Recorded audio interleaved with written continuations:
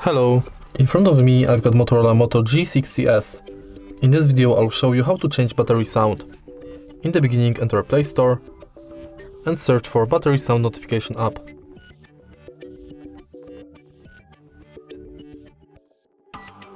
Download this app and open it. Now tap plus in the right corner.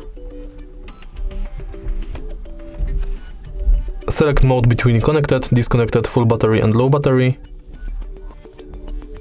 Then select sound source between audio file, ringtone and text to speech.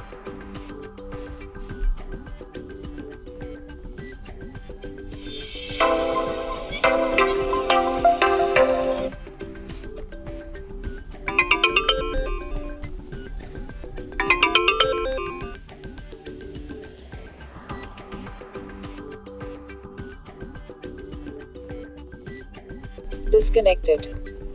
Now name your function, give it description and press this button to save. You've got your new battery sound. If you find this video helpful, please leave a like, comment and subscribe.